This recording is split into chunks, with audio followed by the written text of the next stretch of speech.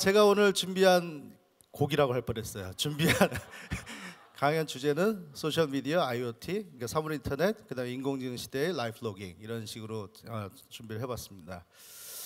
사실 라이프 로깅이라는 게 그 내가 하는 모든 일상을 어떻게든지 기록을 하자 하는 움직임이었죠. 그래서 1980년대부터 시작을 했어요. 사실은 이게 이제 여기 나오는 이미지가 그 토론토 대학의 스티브 만 교수라는 사람입니다. 이분이 웨어러블 컴퓨팅의 아버지라고 불리는 사람이에요. 그래서 80년대부터 시작해서 꾸준히 자기의 일상을 모두 다 기록을 하겠다라고 해서 엄청난 무게의 컴퓨터를 들고 다니기 시작하다가 나중에 디지털 아이 글래스라는 걸 만들어 가지고 몸에 거의 부착을 하고 다닙니다. 그래서 최초의 사이보그라고 이름을 붙인 그 캐나다 언론에서는 캐나다 대학이니까 사이보그라고 하는데, 이런 일들을 하면서 여기에 연관돼서 나온 게 구글의 글래스죠. 구글 글래스라는 게 나왔는데, 구글 글래스는 엔지니어들 생각에서 세상을 어떻게 보면은 지속적으로 보면서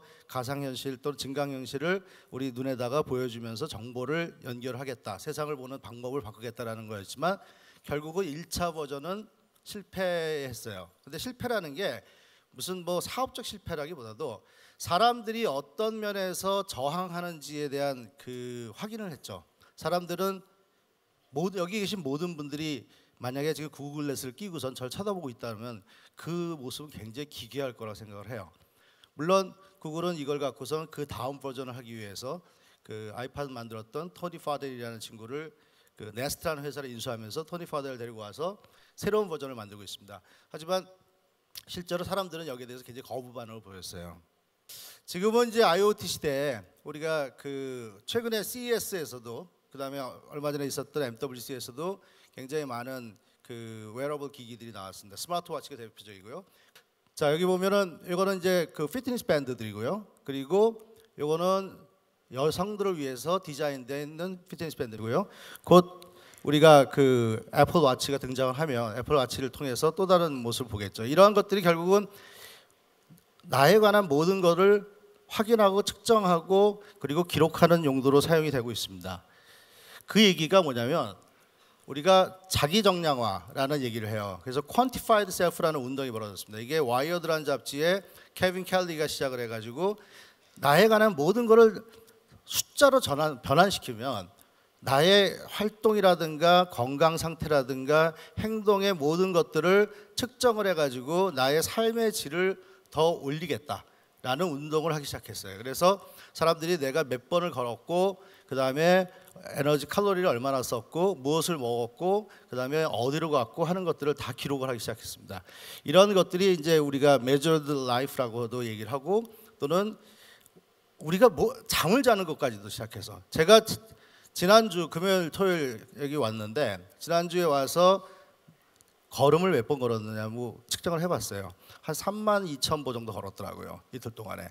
그래서 꽤 많이 걸었다. 근데 그것은 요즘에 아이폰이라든가 안드로이드 폰에서도 우리가 측정할 수 있지만 이와 같은 스마트워치를 통해서도 측정을 가능하죠. 이러한 삶을 사는 이유가 결국은 내 삶의 질을 올리겠다는 거고요. 하지만 우리가 이러한 것들을 측정해서 뭐를 할 거냐라는 거를 보면 그냥 단지 내가 무엇을 얼마나 했다라는 게 중요한 게 아니고, 실제로는 가장 중요한 거는 그러한 내 상황을 정확하게 알아서 서비스가 거기에 대해서 적절한 서비스를 해줄 수 있어야 돼요. 그것이 우리가 말하는 것이 상황인지라는 기술입니다. Context Aware Intelligence라고 하는 건데, 예를 들면 제가 여기서 강연이 끝나고 바로 공항에 가서 비행기를 타야 돼요. 그런데 제가 원래 예정하고 있는 시간과 달리 떠날 시간을, 제주도 공항 가는 길에 무슨 일이 생겨가지고 큰 사고가 났거나 이렇게 되면 제가 알지 못하고 있을 때는 그냥 떠났다가는 비행기를 못 탈 수가 있죠. 그럴 때 구글 나우라고 하는 서비스는 이러한 모든 정보를 모아서 저한테 즉각적으로 제 일정을 보고 내 비행기 일정과 보고 지금 트래픽의 상태를 보고선 알람을 알려줍니다. 내 폰에다가 또는 내 스마트워치에다가. 그래서 구글의 모든 스마트워치라고 하는 거는 대부분 이 구글 나우 서비스를 위한 기기예요. 가장 중요한 거는 내가 무엇을 기록하고 하는 것이 내가 내 개인적인 역사나 내 개인적인 경험을 기록하는 것뿐만 아니라 그걸 통해서 굉장히 편리하고 지능형인 서비스를 받아내겠다라는 것도 포함이 되는 겁니다. 그래서 우리가 서비스 뒷단에서는 이러한 상황을 정확하게 파악을 해가지고 거기에 적절한 서비스를 제공해 주는 시대로 넘어가고 있어요. 우리가 이러한 웨어러블을 찾는 이유는 내 거를 기록하는 것뿐만 아니라 내 기록과 내가 생성하는 데이터를 통해 가지고 보다 편리하고 보다 유용한 서비스를 받고자 하는 것에 그 목적이 하나 더 있습니다. 오늘 여기 주제가 마이스인데, 마이스라고 하는 게 이제 뭐 미팅과 컨벤션과 여러 가지 엑지비션 또는 뭐 투어리즘 이런 걸 다 포함하는 거겠죠. 이러한 상황에서 바로 이와 같은 IoT 기술들이 활용될 수 있는 상황이 굉장히 많습니다. 그 적용 영역이 이 왼쪽에 나와 있는 그림이 매직 밴드라고 하는 디즈니에서 만든 거예요. 매직 밴드라는 것인데 이게 한 2년을 쓸 수 있습니다. 매직 투어, 매직 그 익스피리언스를 신청을 하면 매직 밴드가 집에 와요. 그러면 그 다음부터 이 사람은 이 가족들은 자기가 원하는 것들을 몇 개만 입력하면은 공항에서부터 모든 것이 디즈니에서 이루어져요. 그래서 집까지 가져가고 자기가 어떤 식당에 가면 식당에서 알아서 이 사람들이 원하는 음식을 정확하게 그 자리에 갖다 줍니다. 어떻게 하냐? 매직 밴드를 통해서. 내가 탈 거를, 그러니까 어트랙션 같은 것들, 이런 라이드를 타기 위해서 가면은 가가지고 저걸로 등록을 딱 하면 내가 이걸 탈 거라는 걸 알고 알려줘요. 자리가 되면. 우리가 어디 가서 제일 귀찮은 게 뭐냐면 기다려야 되는 거잖아요. 근데 기다리는 건 과정도 재미기는 있지만 실제로는 굉장히 지루할 수가 있기 때문에 아버지들의 역할이 굉장히 중요하잖아요. 근데 이 매직 밴드를 이용해서 디즈니는 모든 디즈니 월드의 경험을 정말 매직으로 만들겠다라고 하고 있어요. 그런 것들이 우리가 이와 같은 IoT 기술과 컨텍스트 기술과 그 다음에 인텔리전트 소프트웨어가 결합이 되면 굉장히 놀라운 경험을 관광하는 사람들한테 제공해 줄 수 있는 겁니다. 오른쪽에 있는 그림은 지난 런던 올림픽 때 등장했던데 ORB라고 하는 거예요. 이 길가에 있는 쓰레기통에 비디오를 장착시켜서 새로운 정보 서비스라든가 쿠폰이라든가 여러 가지 이벤트들에 대한 안내, 그리고 지나가는 사람들의 스마트폰을 인지해가지고 그 사람들이 어떤 사람들이라는 걸 확인할 수 있는 겁니다. 지금 바르셀로나 가면 바르셀로나에 쓰레기통들이 있어요. 바르셀로나 쓰레기통들은 항상 비어 있어요. 왜냐하면 쓰레기통이 어느 정도 차면 쓰레기통이 바로 쓰레기 수거하는 회사에 메시지를 보냅니다. 내가 거의 다 차고 있으니까 나 좀 치워주세요 하고. 중요한 거는 쓰레기통이 없애는 게 중요한 게 아니라 쓰레기통 관리를 잘하고 멋진 디자인을 해야 되는 거죠. 이 제주도도. 그래서 서울 보면 요새 가장 불편한 게 제가 그 쓰레기통이 없는 게 문제인데 쓰레기통을 없애는 이유가 거기가 항상 더러워진다라는 거예요. 그러면 제일 중요한 건 더러워지기 전에 처리를 하면 돼요.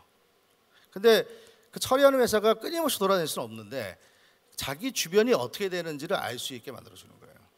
그런 상황을 알게 되면 우리가 이러한 공공 디자인 또는 공공에 있는 여러 가지 기기들을 이러한 설비들을 굉장히 인텔리전트하게 만들 수 있습니다. 이게 보통 이제 스마트 시티라고 하는 프로젝트에서 많이 이루어지는 거고 가로등도 마찬가지고요. 가로등이 그냥 불만 비치는 게 아니라 가로등 주변에 센서들을 달아서 사람들이 얼마나 모여 있고 어떤 얘기를 하고 있고 얼마나 거기가 시끄럽거나 언제 사람들이 모여드는지를 측정을 하고 있습니다. 그것이 바르셀로나에 다 있어요. 그래서 이러한 것들이 우리가 이 IoT 기술들이 도시 산업 또는 관광 이런 쪽에 적용될 수 있는 것이 굉장히 많다고 말씀드릴 수 있습니다. 지금 여러분들이 아까 공연을 아침부터 들으면서 사진을 얼마나 찍으셨을 것 같아요? 여기서 지금 아마 수백 장의 사진이 찍혔을 거예요. 저도 몇 장 찍었거든요 이미. 하루에 우리가 페이스북에 올라가는 사진의 수가 2014년 기준으로 2,500억 장이에요. 지금 한 3,000억 장이 넘어갈 거예요. 사람들은 단 하루에 좋아요가 얼마나 올라가냐면 45억 개의 좋아요가 눌러져요. 물론 여기서 좋아요를 하루에 한 번도 못 받으시는 분도 있겠지만 실제로 그렇게 많은 사진과 좋아요가 올라가요. 또는 위치 정보가 올라오고 2014년에 페이스북에서 사람들이 제가 여기 왔어요라고 하는 체크인을 한 가장 많이 체크인한 지역이 어딘지 아세요? 플로리다에 있는 디즈니 월드였어요. 두 번째가 유니버설 스튜디오예요. 그래서 여러분들이 그 어떤 스팟들이 사람들이 가장 많이 왔다고 얘기할 수 있는 스팟이 될 수 있는가 이런 것들을 알 수가 있는데 이것을 모았을 때 우리한테는 굉장히 새로운 차원의 어떤 정보를 제공합니다. 이게 보면은 그 트위터에서 사람들이 트윗을 했는데 거기에 위치 정보가 포함되어 있는 트윗들을 모아서 그것을 점으로 이었더니 이게 어디죠? 어느 도시죠? 서울이에요. 서울이 나타나는 거예요. 단 저것이 서울의 인구의 분포는 아니에요. 서울에 있는 사람들 중에서 트윗을 한 사람들이 어디에 많이 몰려 있는 걸 알 수 있는 정보예요. 밑에 있는 거는 플리커, 트윗 이런 것들의 사진에 올라간 것들을 모아가지고 만들어낸 정보예요. 저것은 다시 미국의 모습인데 실제로 사람들이 어디 가서 많이 찍는가. 예를 들어 제주도라 하면 제주도의 사진들이 플리커나 페이스북이나 트윗에 올라온 것들의 위치 정보를 모아보면 사람들이 어디에서 제일 많이 사진을 찍는지를 알 수가 있어요. 전체를 모아놓으면 굉장히 새로운 정보가 됩니다. 그리고 그것을 제주도에 사는 사람들이 찍는 거하고 제주도를 방문한 사람들이 찍는 위치가 다르다는 걸 알 수가 있어요. 그걸 갖고 또 우리가 연구를 합니다. 그래서 거주자들이 찍는 위치하고 사진하고 그 다음에 이건 이제 파리나 뭐 런던이나 이런 데서 나왔어요. 그래서 파리에 사는 사람들이 자주 찍는 곳하고 관광객이 찍는 것은 확연히 달라요. 이런 것들을 우리가 알 수가 있는 거고요. 그 외에도 우리의 행동들을 이 페이스북의 데이터 사이언스 팀에서는 끊임없이 정리를 합니다. 그 분석을 하고 자기네 사용자들이 예를 들자면 2014년 그 발렌타인데이 매년 발렌타인데이에 얘네들은 사랑의 그 분석을 해요. 사랑의 분석을 하는데 이 분석이 뭐냐면 사람들이 싱글로 있으면서 서로 이제 썸 타다가 막 얘기를 주고받아요. 그래서 포스팅이 막 증가해요. 두 사람 사이에 포스팅이 증가하다가 관계가 생기면 연애 중으로 관계가 바뀌면 그 포스팅이 쫙 줄어들어요. 이렇게 당연히 줄어들겠죠. 더 이상 이제 우리가 낚시를 할 필요가 없는 거죠. 근데 페이스북의 분석은 이것이 이 사람들이 이제 오프라인 활동을 많이 하기 시작해서 그런다. 둘이 같이 데이트하고 영화 보고 뭐 밥 먹으러 가고 이러기 때문에 줄어든다. 흥미로운 거는 감정을 분석해 봤더니 둘이 싱글일 때는 싱글이었을 때 사람들의 감정은 좀 네거티브한 감정인데 급격히 올라가죠. 무슨 일이 벌어진 거죠 여기서. 그래서 이제 inner relationship with 누구랑 관계가 있을 때부터 이렇게 돼요. 다시 이제 내려가죠 조금 이렇게. 감정이 긍정적인 감정이 내려가고 올라오고 이제 저같이 한 이제 30년 이상 산 사람은 이제 굉장히 떨어지겠죠. 예.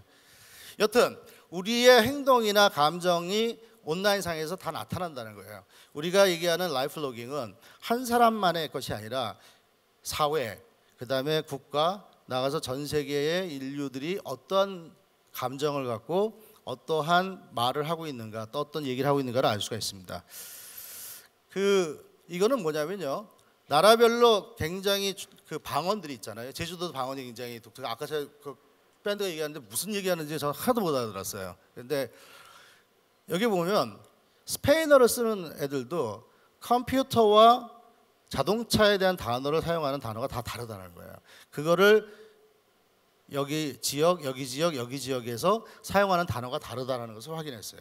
이것이 계산 언어학이라 해서 컴퓨테이셔널 링귀스틱스라고 그래가지고 우리가 사람들이 사용하는 언어들을 분석을 하면 이렇게 지역별로 다를 수 있다는 걸 알 수가 있어요.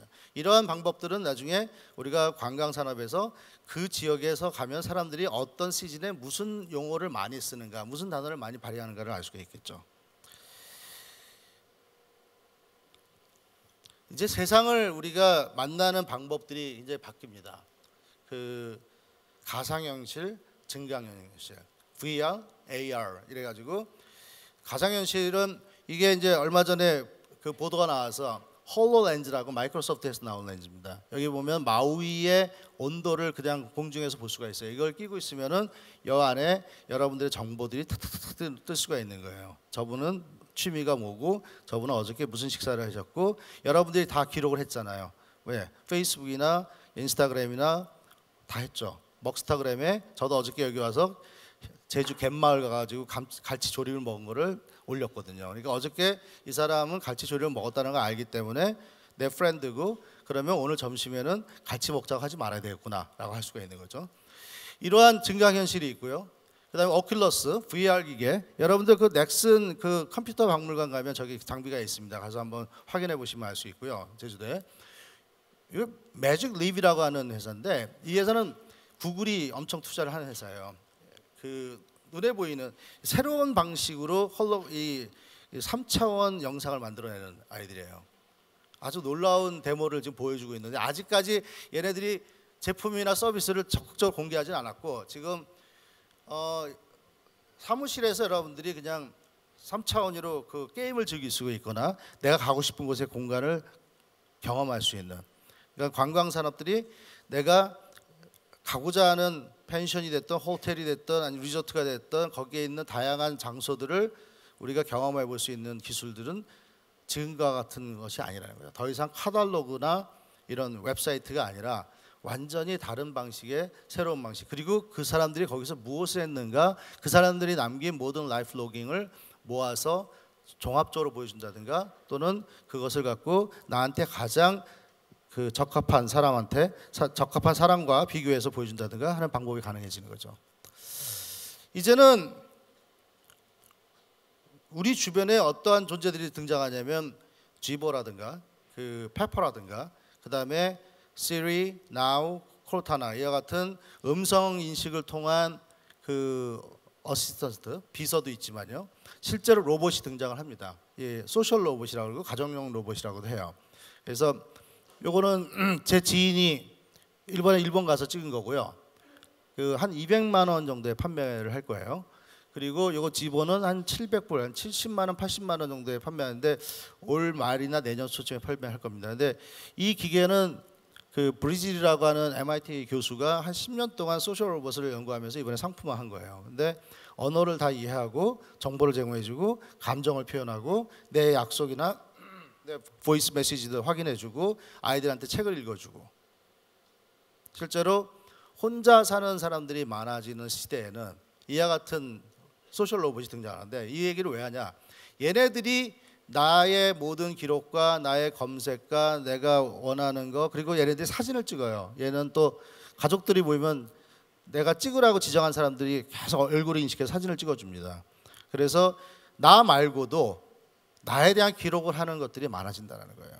이러한 지능형 로봇이 그 등장하면서, 소셜 로봇이 등장하면서 나를 또 저장하는 일들이 생기고, 스마트 시티 시대에 가면서 수많은 센서들이, 도시의 센서들이 나의 활동과 나의 행동을 확인하고 저장하게 돼요. 그래서 라이프 로깅은 이제 나 개인의 문제가 아니라 환경으로 바뀝니다. 디지털 레이어가, 도시의 디지털 레이어가 등장을 하고 디지털 환경이 나의 모든 것을 확인하고 측정할 수가 있어요. 이게 좋은 일인지는 모르겠어요. 근데 현실 공간을 넘어서 디지털 공간에도 기록되는, 이게 뭐냐면 우리가 마이너리티 리포트라고 10년 전에 나온 영화를 보시면은 내가 지나갈 때마다 나한테 광고가 뜨잖아요. 그런 것처럼 실제로 얼굴 인식 기술들, CCTV의 얼굴 인식 기술들이 증가되고 있고, 구글의 얼굴 인식 기술이 99% 넘어섰고, 페이스북의 얼굴 인식 기술이 딥러닝이라는 인공지능 기술을 통해 가지고 97.25%까지 올라갔어요. 사람 수준으로 올라갔어요. 사람 수준으로 얼굴 인식을 다 합니다. 이렇게 되니까 우리가 스스로 저장하고 기록하는 내 로깅뿐만 아니라 사회가, 환경이, 시스템이 저장하는 라이프 로깅 데이터들이 등장하고, 그러한 흔적들이, 디지털 풋프린트들이 엄청나게 있을 수밖에 없어요. 그래서 우리가 앞으로 이런 문제를 어떻게 고민해야 되는가? 첫째는 이런 데이터에 대한 고민을 해야 돼요. 저희 다음에 말씀하실 우리 구 소장께서 이런 얘기를 하겠지만 결국 내 삶의 기록이 현실뿐만 아니라 온라인에 모두 다 있는데 이 모든 곳에서 활동을 다 기록을 해야 하는가? 그 다음에 이렇게 만들어지는 수많은 데이터가 내 소유일 수 있는가? 또는 공공의 소유가 될 수 있는 것인가? 공공적인 것인가? 개인적인 것인가? 내가 여기 들어와 있다라고 누군가가 여러분이 사진 찍어서 올려서 나를 태깅을 하면 그것은 내 걸까요? 여러분 걸까요? 아니면 우리 모두의 것일까요? 이런 소유의 문제가 있고요. 그 다음에 사회 공동체가 이렇게 만들어진 수많은 데이터들을 공공의 목적으로 쓸 수 있는가? 제가 이 질문을 던지는 이유는 지금 이 수많은 데이터가 누가 갖고 있냐면 구글이나 페이스북이나 트위터나 또는 네이버나 이와 같은 인터넷 기업들이 갖고 있거든요.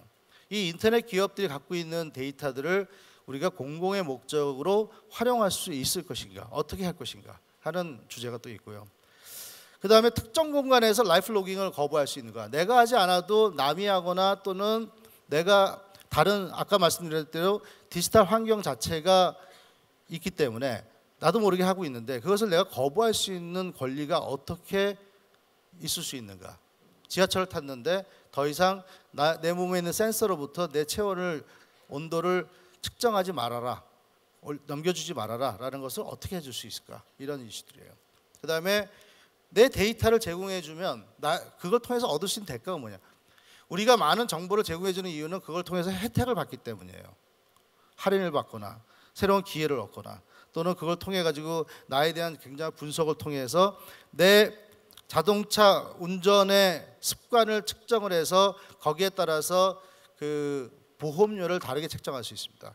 여러분들이 그 활동하는 운동량을 측정을 갖고선 그 보험회사가 보험료를 다르게 측정할 수가 있어요.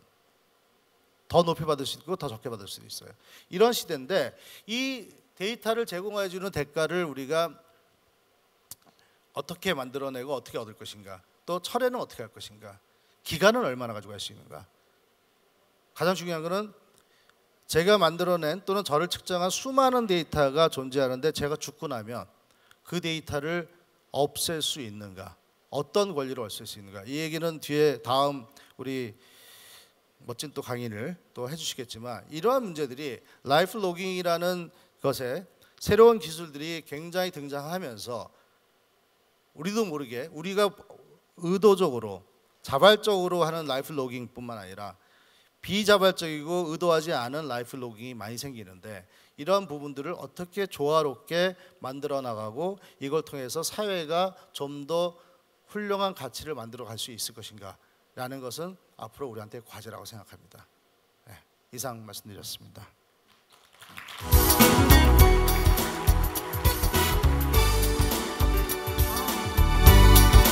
네, 한상희 대표님 고맙습니다. 정말 좋은 강연 해주신 한상희 대표님께 여러분 다시 한번 큰 박수 부탁드리겠습니다.